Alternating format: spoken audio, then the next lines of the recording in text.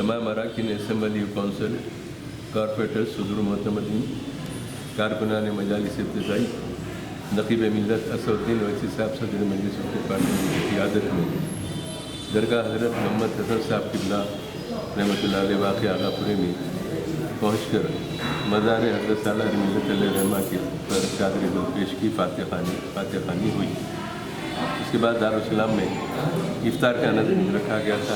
اس کے بعد نماز مغرب ادا کی گئی اور لوگ انتہائی پرامن طریقے سے اس میں شرکت کر کے واپس لوٹ رہے ہیں۔ سالار ملت کی 8ویں برسی کے ضمن میں بڑے وسیع انتظامات کیے گئے تھے اور آج کی اس تقریب کے موقع پر اس میں شرکت کرنے والے حبیب ملت جناب اکبر الدین اویسی صاحب، قائد مقننہ مجلس پارٹی، ممتاز احمد خان صاحب، معظم خان صاحب، احمد مدارہ صاحب، جعفر حسین میراز صاحب، کوثر محی الدین صاحب، میں اور ہمارے MLC امین الحسن جعفری، الطاف حیدر رضوی اور تمام کارپوریٹرز، صدور محتمدین، کارکنان مجالس ابتدائی کی کثیر تعداد میں اس میں شرکت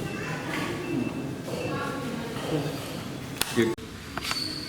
دارالسلام میں 8 جولائی کو بعد مغرب کا 10 بجے ایک مرکزی جلسہ منعقد ہوگا، جو مدینہ شریف میں جو واقعات رونما ہوئے اس کے خلاف ایک احتجاجی جلسہ منعقد ہوگا، جس کی صدارت نقیب ملت محترم اسد الدین اویسی صاحب صدر مجلس اور رکن پارلیمنٹ کریں گے۔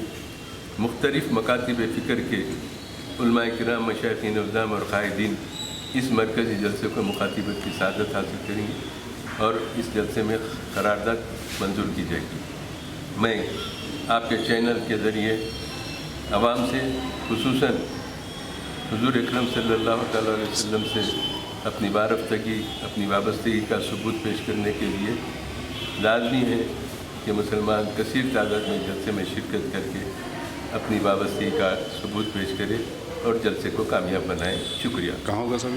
دارالسلام میں ہوگا جلسہ۔ کتنے بجے سے؟ بعد مغرب کا 10 بجے۔